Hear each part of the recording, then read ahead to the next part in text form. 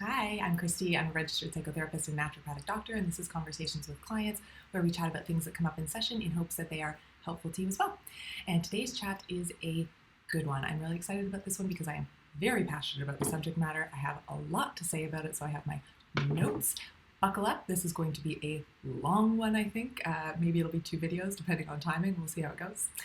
So today's chat was with a client who has a lot of self-criticism, to put it mildly. I think you could take a highlights reel of all the worst trolls on the internet and still not quite approximate how vicious this inner critic is.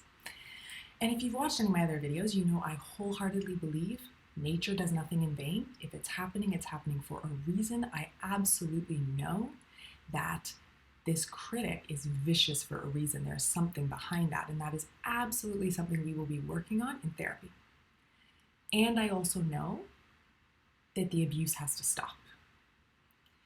There aren't many things that I take a really hard line on in therapy. I am not a tough love therapist. That's not my jam. I don't really believe in that. Self-compassion is the exception to the rule, which is a little bit ironic, but I can actually be quite a hard ass about self-compassion. And it's because if we are not working on that, therapy will fail. We will go nowhere. If that is not in place, if we do not have some level of self-compassion, therapy will fail. You cannot heal while you are being beat up. You cannot criticize your way to self-improvement. You cannot bully your way to happiness. It doesn't work that way. So, I take a pretty hard line on self-compassion, and this led us to kind of launching into my lecture on self-compassion, self-criticism, the neurology of it, and why self-compassion is kind of a non-negotiable when it comes to therapy, in my opinion. Now, a lot of people kind of dismiss self-compassion right off the bat as sort of fluff or mushy gushy nonsense. And so I like to start with the neurology of self-compassion as a way of calling bullshit on that line of argument.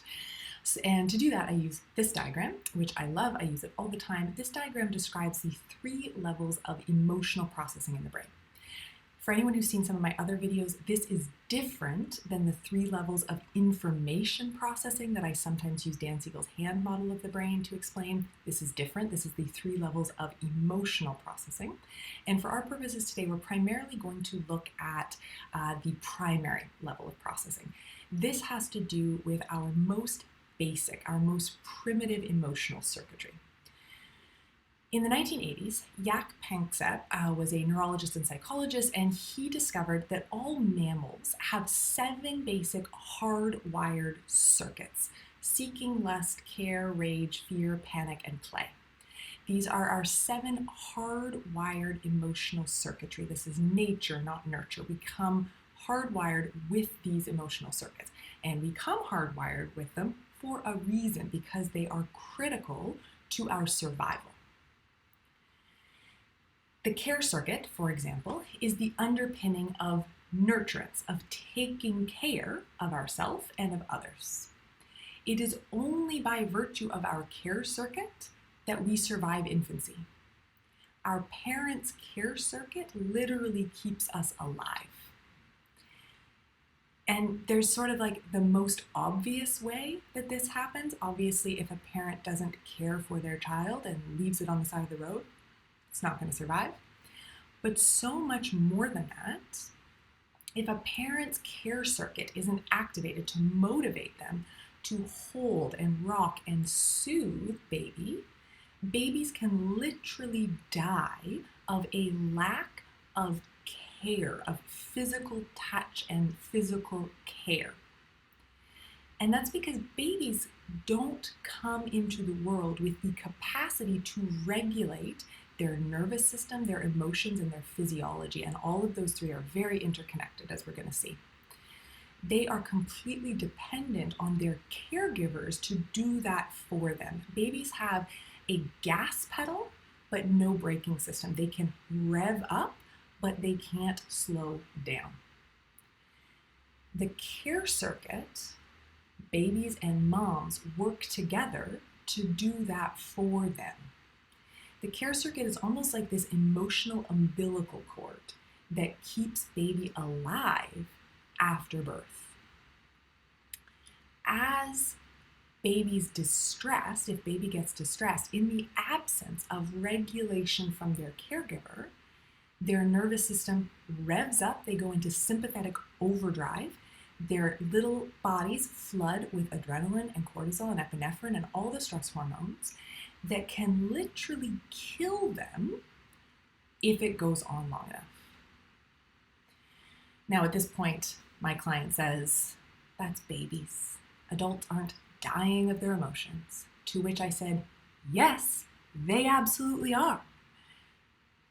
Stress is implicated in 75 to 90% of all illness and disease. 75 to 90% of all illness and disease. Adults aren't dying of it as quickly as babies, but they are absolutely dying of it.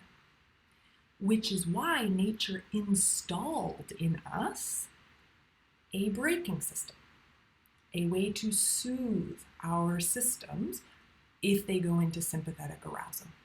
And the care circuit is how nature did that.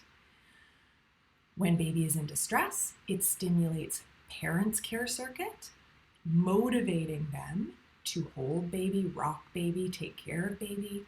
As baby feels cared for, their care circuit stimulates, causing it to release oxytocin and other neurochemicals that slow things down, that regulate the nervous system, putting them into parasympathetic nervous system states, rest and digest nervous system states, so that they feel calm and at ease and safe. It brings baby back into the window of tolerance for people who have seen that video, right? The care circuit is the underpinning of soothing, self-soothing. As that cycle happens, as parent soothes baby and baby's care circuit gets activated, baby's care circuit gets stronger and stronger and stronger, and that is the basis on which self-soothing happens. We learn to self-soothe by being soothed. So when we're talking about self-compassion, what we're talking about is not lovey-dovey bullshit. We are talking about tapping in to the natural, hardwired tool for nervous system regulation. We are talking about working with a neurological, nature-installed resource that was put there to optimize the function of our nervous system. So let's talk about self-criticism. While compassion activates the care circuit, self-criticism, meanness of any kind, harshness, callousness, bullying, triggers our fear circuit. When our fear circuit is triggered, we go into sympathetic overdrive. We go into threat mode. We go into fight or flight. Our body floods with adrenaline and cortisol and epinephrine and adrenaline. I think I said adrenaline twice, but who cares? Our blood pressure goes up, our heart rate goes up, and parts of our brain start to go offline, which is not helpful unless you need to fight or flee. If you need to think clearly, problem solve, be strategic, be creative, be productive, it is not helpful. And since we're in our threat system, and since we can't think clearly, problem solve, be strategic, be productive, be creative, we're more likely to fail, which gives us more to criticize ourselves for. Self-criticism comes from the rage circuit and it triggers the fear circuit. And as those just loop back and forth from fear and to self-contempt, from shame to blame, that neural patterning gets stronger and stronger, and the care circuit just kind of withers away because the brain is kind of a use it or lose it kind of thing. So I like to get kind of like hyperbolic about it and say shame and blame breaks your brain. Does it actually break your brain? No. Does it have very real neurological and physiological consequences? Yes.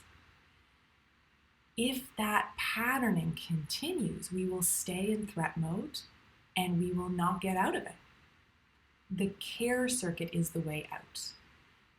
Compassion is the antidote to shame and blame. And now at this point, there's always someone who says, but I can't just let myself off the hook every time I screw up. I'm never going to get anywhere. To which I pull out my no button and I say, false, incorrect. It is untrue. It is untrue that self-criticism leads to self-improvement. In fact, the research unequivocally shows self-criticism leads to lower motivation, lower resiliency, lower perseverance in the face of stress and adversity and failure, which is not surprising given how self-criticism affects the parts of your brain that do motivation, perseverance, and resilience. On the flip side, self-compassion has been shown to increase motivation, perseverance, and resiliency. And it's also been shown to be beneficial in pretty much every mental health condition on the market: anxiety, depression, PTSD, OCD, BPD. Again, not surprising given that self-compassion is essentially about how we take care of ourselves in distress, how we regulate our nervous system in distress. And all of those are flavors of distress. Self-compassion is the way out. It is a basic requirement for healing. In the absence of that, nothing will happen. Is it a panacea? No, nothing is. But it is a fundamental building block of healing.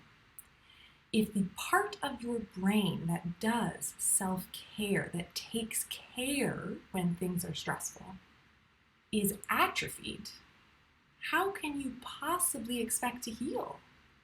It would be like expecting your body to fight off an infection when your immune system has been irradiated. The literal tools the body would use to do that job are not there. So we have to rehabilitate the care circuit if we want to go anywhere in therapy. And at this point, my impassioned speech and all the science and research has moved the needle a little bit for my client, and she says, fine, how? Not quite the resounding yes I was hoping for, but I will take it. And we will answer that question in the next video.